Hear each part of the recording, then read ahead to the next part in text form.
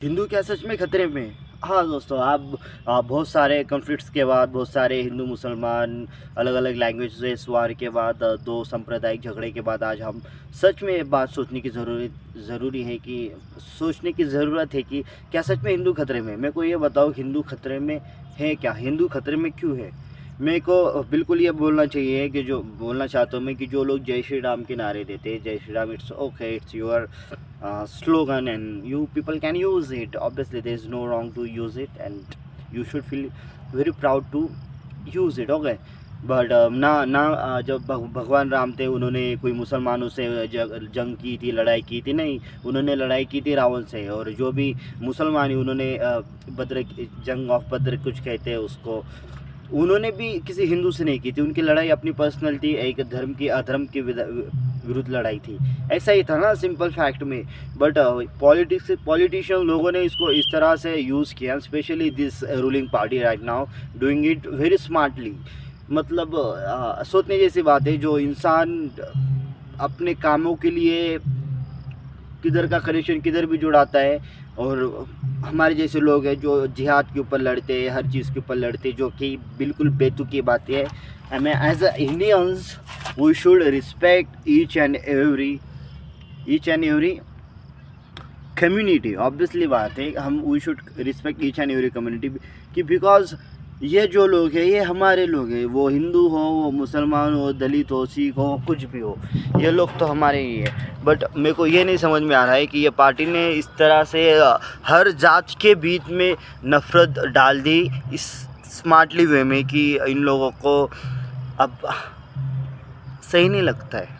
पहले हुआ करता था, when I was child I used to see कि दो हिंदू बैठे, दो मुस्लिम बैठे और एक दलित बैठा है, और उन लोगों का ग्रुप हुआ करता था, या 4-5 लोग हैं तो उसमें 3 हिंदू या 2 मुसलमान, या फिर 3 मुसलमान तो 2 हिंदू, उनके ग्रुप ऐसे हुआ करते थे। बट अब वो कम हुआ है लिटरली। ये बात आपने ऑब्ज़र्व की होगी कि पहले जब हम छोटे थे वो टाइम बहुत अच्छा था, हमें कोई पार्शियलिटी देखने नहीं मिलती थी, कोई भेदभाव देखने नहीं मिलता था, और ना ही कोई ऐसे अनाउंसमेंट देखने मिलती थी हेटिज़म वाली। बट अब वो इतना बढ़ गया है कि हमें रोज़ ही देखने को मिलता है, और सोशल मीडिया को इस तरह से कंट्रोल किया जा रहा है कि हमें वही चीज़ देखने को मिलती है। कितने अच्छे इंसिडेंट होते होंगे हिंदू मुसलमान के बीच में, वो हमें नहीं बताए जाते। और थोड़ी सी भी कुछ गलत चीज़ हो जाए, उसको ना इतना वायरल कर देते लोग, अलग अलग अकाउंट से देखने को मिलेगा, अलग अलग पॉलिटिशियंस उसके ऊपर बोलेंगे। बट कभी एक आध रैली जा रही है मस्जिद के पास से, और वहाँ से मतलब कोई भी रैली, धार्मिक रैली, और उधर से मुसलमानों ने फूल बरसाए उनके ऊपर, तो ऐसी न्यूज़ें बहुत रेयरली देखने मिलती है।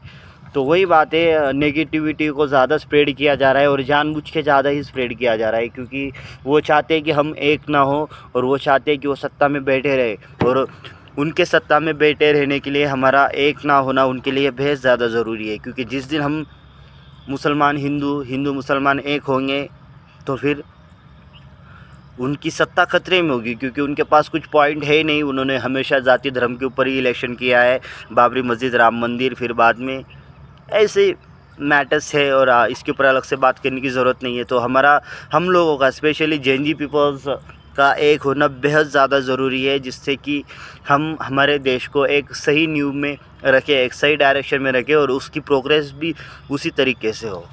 पहली बात तो ये है कि लोग आईफ़ोन ले रहे हैं, इतनी तरक्की कर रहे हैं, इतना पैसा कमा रहे हैं, हम भी आईफ़ोन ले रहे हैं, बट हमारे पास ना बिज़नेस है, ना कुछ है, ना एम्प्लॉयमेंट है। सो हमें इस बात के ऊपर सोचने की बेहद ज़्यादा ज़रूरी है। अगर आपको वीडियो अच्छी लगे तो ज़रूर लाइक करिए, कमेंट करिए, सब्सक्राइब करिए। Thank you so much. This is me.